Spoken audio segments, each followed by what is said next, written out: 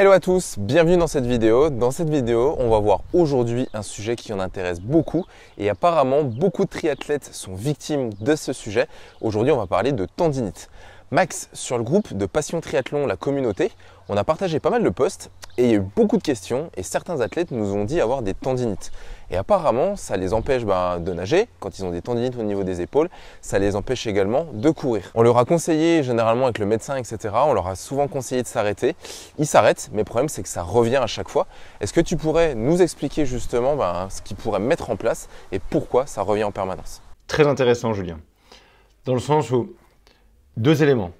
Le premier élément, c'est de dire, on leur a conseillé de s'arrêter. Donc, est-ce que c'est le plus intéressant de pouvoir s'arrêter? Comment ensuite elle apparaît et comment on peut les éviter?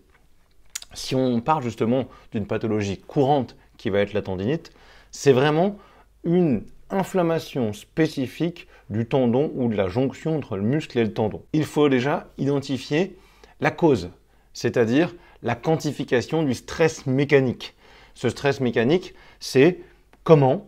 Est-ce que c'est un frottement? Est-ce que c'est un choc? Est-ce qu'au contraire, c'est une interface technique, la chaussure? Comment on va pouvoir le changer? Et d'où ça peut apparaître? Encore une fois, ça pourrait être, on parlait d'interface, ça peut être également un manque d'hydratation ou simplement un stress au niveau de l'alimentation ou simplement une fatigue accrue, une façon de courir, une course qui se dégrade. Et bien tout ça, on va pouvoir l'analyser au travers de différents points de vue. Donc Julien, est-ce que tu sais si ces athlètes ont déjà mis quelque chose en place justement par rapport à cette tendinite? Que ce soit des changements d'habitude ou simplement au niveau de l'action qu'ils ont dans le mouvement qui leur a créé la tendinite? Ouais, apparemment, dans les commentaires, ils nous ont dit qu'à chaque fois, ils avaient vu leur kiné, ils avaient vu le médecin, ils avaient fait des étirements, du massage profond, parfois ils ont même fait des ondes de choc. Mais le problème, c'est qu'à chaque fois qu'ils reprennent la course à pied, ça va mieux, mais à chaque fois qu'ils reprennent la course à pied, ça repart et ils ont de nouveau mal. C'est déjà une très bonne chose d'avoir pris le temps et le soin, justement, d'aller prendre en charge ce type de pathologie.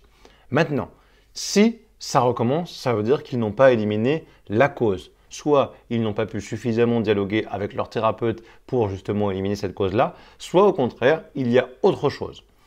Il faut bien comprendre que s'il y a une inflammation et s'il y a justement, on parlait de stress mécanique, il va falloir analyser le mouvement. Si on prend typiquement une tendinite classique au niveau de la course à pied, il suffit donc dans ces cas-là de faire une analyse justement de la course à pied. Typiquement, comme celle qu'on a présentée sur une de nos vidéos avec une analyse technique de la foulée, type clinique du coureur, avec une analyse de la foulée, savoir la quantité et donc la vitesse à laquelle et la cadence à laquelle on va travailler, mais également le type de chaussure, un comparatif avec une course pieds nus, une course en chaussures, une course à plat, une course cette fois-ci en montée, et après bien écouter le type de sensation.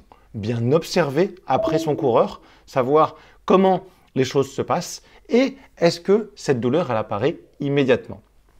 À partir de ce moment-là, on va pouvoir identifier une cause mécanique. Peut-être pas du premier coup, mais éliminer point par point. Au niveau cette fois-ci de la cadence par exemple, à augmenter la cadence, travailler sur des longueurs de foulée, voir dans ces cas-là, comme ils ont pu prendre en charge chez leur kiné, du massage ou éventuellement de l'étirement.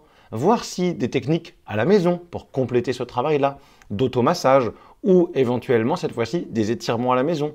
Vérifier aussi l'hydratation. Est-ce que cette hydratation est suffisante et est-ce qu'il n'y a pas un stress sur cette partie-là qui ne serait pas pris en charge, en tout cas pas considéré et qui leur permettrait d'améliorer un petit peu cette sensation.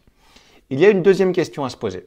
Et cette question, ce serait de se dire qu'est-ce que je vais prendre en deuxième instance? C'est-à-dire, qu'est-ce que je vais proposer dans une prise en charge de la tendinite?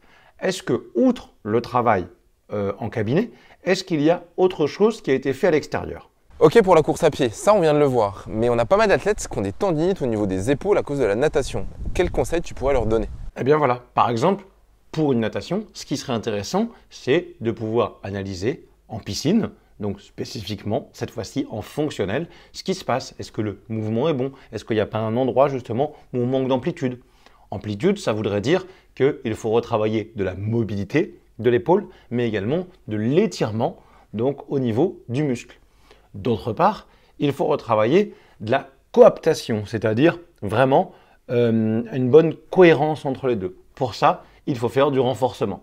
Bien sûr, tout le monde, ou en tout cas beaucoup d'athlètes, font du renforcement. Mais est-ce que ce renforcement est spécifique et fonctionnel? Ce n'est pas toujours le cas. Donc, réussir à avoir un renforcement qui aura un lien direct avec justement la prise en charge de ce sport. C'est-à-dire, si on prend l'exemple de natation, un travail non pas juste d'élastique avec le travail du grand pectoral, mais un travail spécifique de grand pectoral avec le gainage pour le tangage, le roulis, le virage dans ces phases-là, et combiné dans un deuxième temps à la propulsion. Parce que si ça se trouve, c'est le mouvement d'épaule va plutôt bien. Par contre, au moment où les jambes se mettent en route, eh bien, comme il n'y a pas suffisamment de stabilisation de bassin et pas suffisamment de gainage, eh bien, du coup, il doit compenser et stabiliser et il se sert de ses épaules justement pour équilibrer. Et peut-être que le problème vient de là.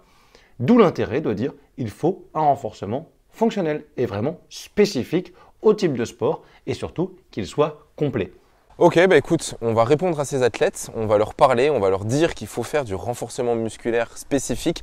Comme vous avez pu voir dans les vidéos précédemment, ça change complètement de ce qu'on peut faire au quotidien. Donc c'est vraiment quelque chose qui est hyper important à mettre en place. Si tu veux plus de conseils sur ces exercices de renforcement, n'hésite pas à nous le dire dans les commentaires. On pourra te partager bien sûr notre expérience de professionnel de la santé et du sport. Comme d'habitude, n'hésite pas, si cette vidéo t'a plu, n'hésite pas à t'abonner à cette chaîne, à mettre un gros pouce et à cliquer sur la cloche des notifications pour recevoir toutes les prochaines vidéos. N'oublie pas également que cette vidéo fait partie d'une série de plusieurs vidéos sur les secrets du triathlon. Donc on a vu le retour d'altitude, on a vu récemment la checklist au parc à vélo, on vient de voir ensemble les tendinites et dans les prochains sujets, on va aller plus profondément cette fois-ci dans les blessures et dans la prévention du risque de blessure. On parlera des lésions musculaires, on parlera des lésions tendineuses, on parlera également des lésions osseuses, tout ce qui va pouvoir t'intéresser. Donc je t'invite à t'abonner à cette chaîne et je te dis à bientôt dans une vidéo qui s'affiche autour de moi. Bye bye.